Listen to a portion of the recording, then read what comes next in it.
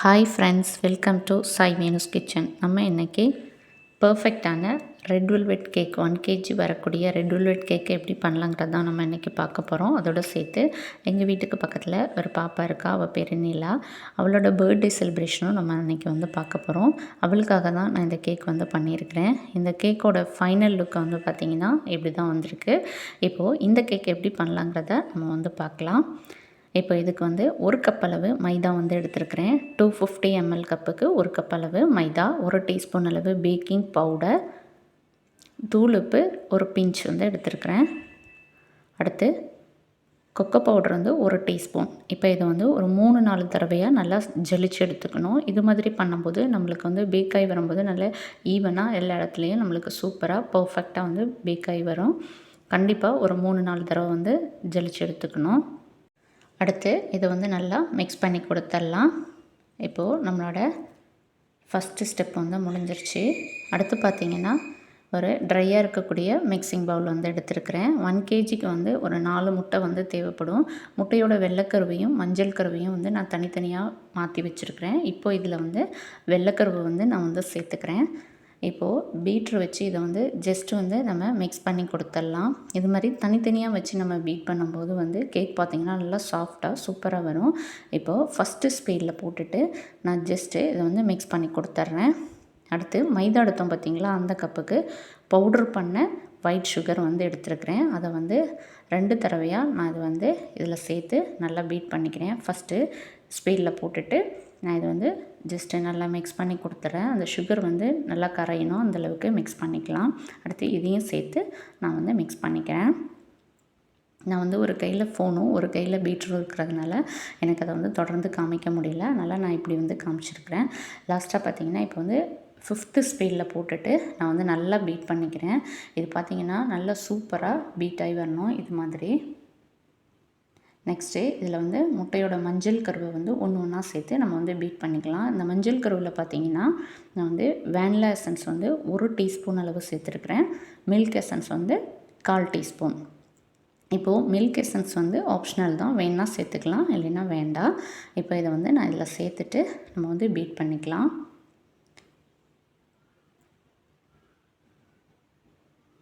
நான் சொன்னேன் இல்லையா, நான் ஒரு கையில் ஃபோனும் ஒரு கையில் இது பண்ணுறதுனால எனக்கு கொஞ்சம் கஷ்டமாக இருக்குது. அதனால் சேர்க்கும் போது 2 முட்டை மஞ்சள் கரு சேர்ந்துருச்சு. பரவாயில்ல, 1ஆவும் போட்டு பண்ணிக்கலாம், 2ஆவும் பண்ணிக்கலாம், அது நம்மளோட இஷ்டம்தான். இப்போது ஒன்று ஒன்றா போட்டு இந்த 4 மஞ்சள் கருவையும் சேர்த்து நம்ம நல்லா பீட் பண்ணி எடுத்துக்கலாம். அது மாதிரி மில்க் எசன்ஸ் பார்த்திங்கன்னா இது முட்டையோட ஸ்மெல் வராது, அதனால தான் நான் அது சேர்த்துக்கிட்டேன். இப்போ பாருங்கள், இந்த அளவுக்கு நல்லா பீட் பண்ணி எடுத்துக்கணும். சூப்பராக பீட் ஆயிடுச்சு. நெக்ஸ்ட் இதில் ஒரு 2 டேபிள் ஸ்பூன் அளவு எண்ணெய் சேர்த்துக்கிறேன். சேர்த்துட்டு நம்ம இது ஜஸ்ட்டு மிக்ஸ் பண்ணி கொடுத்தா போதும். ரொம்ப நேரம் நம்ம பீட் பண்ண வேண்டாம்,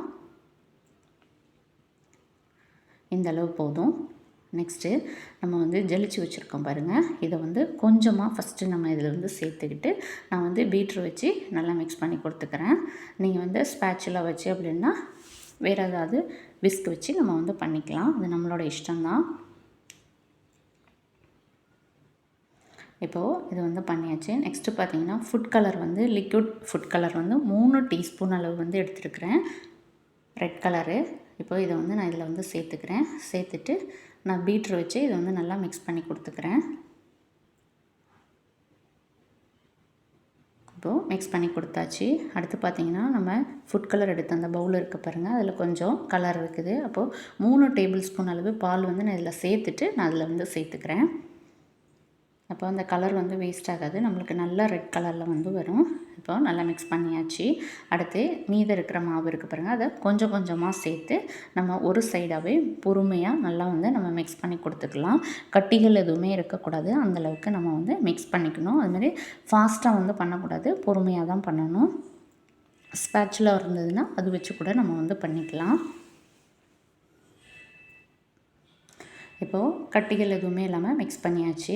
அடுத்து பார்த்திங்கன்னா இதில் நம்ம பேக்கிங் சோடா சேர்த்துக்க போகிறோம். இப்போது ஒரு அரை டீஸ்பூன் அளவு வினிகர் எடுத்துகிட்டு அதில் 1/4 டீஸ்பூன் பேக்கிங் சோடா சேர்த்து எடுத்துருக்கிறேன். அது நல்லா பொங்கி வந்துருச்சு. அது கொஞ்சம் போயிடுச்சு. நான் உங்களுக்கு ஜஸ்ட் அது வந்து காமிச்சேன். இப்போ வந்து நான் ஒரு கைட்டு பண்ணுறதுனால அதை வந்து ஃபஸ்ட்டு நான் உங்கள்கிட்ட காமிச்சேன். நல்ல ஒரு பேக்கிங் சோடாவாக இருக்குது, புதுசாக இருக்குது, வினிகரும் இருக்குன்னா நம்மளுக்கு இது மாதிரி வரும். அப்படி இல்லைன்னா நம்மளுக்கு அது மாதிரி வராது. நான் திரும்ப அதை வந்து இன்னொரு தடவை ரெடி பண்ணிவிட்டு நான் இதில் வந்து சேர்த்துட்டு நல்லா மிக்ஸ் பண்ணிடுறேன். ஸ்பேட்சில் வச்சு நல்லா மிக்ஸ் பண்ணி எடுத்துட்டேன் பாருங்கள். பேக்கிங் சோடாவும் வினிகரும் ஏன் லாஸ்ட்டு சேர்த்தேன் அப்படின்னா, நம்மளுக்கு இந்த கலர் வந்து பேக் ஆகி வரும்போது இது மாதிரி நல்ல ரெட் கலராக வரும். அதனால தான் லாஸ்ட்டாக நம்ம வந்து சேர்த்துக்கணும். இப்போது பேக்கிங் டின் வந்து 8 இன்ச் உள்ளது வந்து எடுத்துருக்கிறேன். இதில் வந்து அந்த பேட்டரை வந்து நம்ம சேர்த்துக்கலாம். சேர்த்துட்டு இந்த மாதிரி நம்ம வந்து ஏர் பபிள்ஸை வந்து எடுத்து விட்டுட்டு நல்லா டேப் பண்ணிவிட்டு நம்ம வந்து ஓவன் செட்டப் வந்து நான் ரெடி பண்ணி வச்சுருக்கேன். அதில் வந்து நம்ம வச்சுக்கலாம். இப்போது இது மாதிரி நான் வந்து வச்சுருக்கேன். அதாவது ஒரு 10 நிமிஷத்துக்கு வந்து ப்ரீஹீட் பண்ணேன். இதில் வந்து நான் வந்து இந்த பேட்டர் ஃபில் பண்ணதை வந்து நான் அதில் வந்து சேர்த்துக்கிறேன். உள்ளே வச்சுட்டு இது மாதிரி மூடி போட்டுடலாம். போட்டுட்டு லோ ஃப்ளேமுக்கும் மீடியம் ஃப்ளேமுக்கும் நடுவில் வந்து ஃப்ளேமை வச்சுருக்கிறேன். ஒரு 45 மினிட்ஸ் வச்சா போதும், நம்மளுக்கு சூப்பராக பேக் ஆகி வந்துடும். பாருங்கள், நல்லா வந்திருக்கு. கலர் பார்த்திங்கன்னா அவ்வளோ அழகாக சூப்பராக அதே மாதிரியே இருக்குது பாருங்கள். இப்போது நல்லா பேக் ஆயிடுச்சு. இப்போ இதை வந்து நம்ம வெளியில் வந்து எடுத்துடலாம். அதுமாரி அந்த பட்டர் ஷீட் வந்து நான் கேக் டின்னில் எதுக்கு வச்சுருக்கேன் அப்படின்னா, அந்த பாத்திரத்தில் ஒட்டி பிடிக்கக்கூடாது. நம்ம எடுக்கும்போது வந்து நம்மளுக்கு ஈஸியாக வரும் பாருங்கள். அதுக்காக தான் நான் வந்து வச்சுருக்கிறேன். இப்போ இதை வந்து நான் மாற்றிடுறேன் வேறு பிளேட்டுக்கு. பாருங்கள், நல்லா சூடு ஆறின பிறகு இந்த பட்டர் ஷீட்டை வந்து நம்ம வந்து ரிமூவ் பண்ணிடலாம். நல்லா சாஃப்டாக சூப்பராக வந்திருக்கு பாருங்கள். ஃபுல்லாக சூடு ஆறின பிறகு நம்ம இதை வந்து 3 லேயராக நம்ம வந்து கட் பண்ணி எடுத்துக்கலாம். இப்போது எனக்கு வந்து ஃபோன் வந்து பிடிச்சி எனக்கு வீடியோ எடுக்க ஆள் இல்லாதனால நான் வந்து அதை வந்து கட் பண்ணி எடுத்துட்டேன். அதை நான் உங்கள்கிட்ட காமிக்கவே இல்லை. சூப்பராக பர்ஃபெக்டாகி வந்திருக்கு பாருங்கள். நல்லா சாஃப்டாக இருக்குது. இப்போது அவங்க வந்து 4 மணிக்கு பாப்பா ஸ்கூல்லேருந்து வருவாள். அவளுக்கு வந்து சர்ப்ரைஸ் கொடுக்கணும்னு சொல்லியிருந்தாங்க. அதனால் நான் டோப்பர் எதுவுமே வைக்கலை, அப்படியே கொடுத்துட்டேன். இப்போது அவங்கள வீட்டில் வச்சு எடுத்தது தான் இந்த ஃபோட்டோ எல்லாமே. சூப்பராக வந்திருக்கு பாருங்கள். உங்களுக்கு பிடிச்சிருக்கா அப்படிங்கிறத சொல்லுங்கள். இப்போது பாப்பா வந்து பார்த்துட்டா.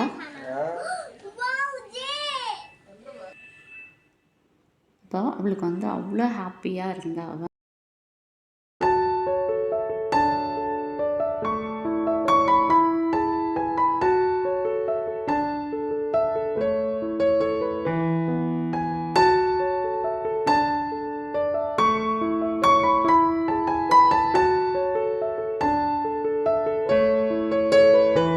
இப்போ பாப்பா பக்கத்தில் வந்து அர்ஜுன் இருக்கான், என்னோடய பையன். அதுக்கு பக்கத்தில் வந்து அர்ஷிதோட ஃப்ரெண்டு வந்து இருக்கிறா. இப்போது பாப்பாவோட பாட்டியும் பாப்பாவும் வந்து கேக் வந்து கட் பண்ண போகிறாங்க. Happy birthday to you. Happy birthday to you.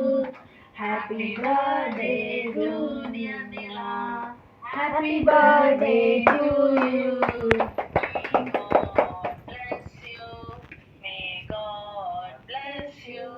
Happy birthday to dear Nila.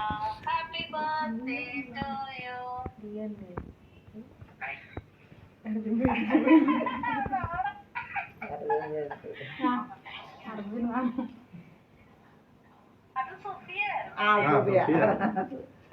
പൊടിച്ചതിൽ പറഞ്ഞപ്പം അർഷിത ട്യൂഷന് പോയി. இது வந்து நிலா பாப்பாவோட அம்மா. அவங்க பேர் வந்து பார்த்திங்கன்னா ராணி. அது வந்து அவங்க அப்பா. அவங்க பேர் வந்து ராகுல்.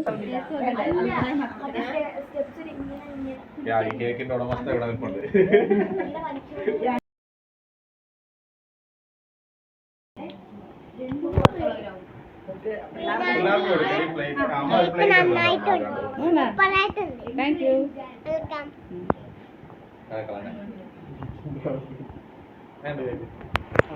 എങ്ങനെ മുറിക്കും മീനാക്ക?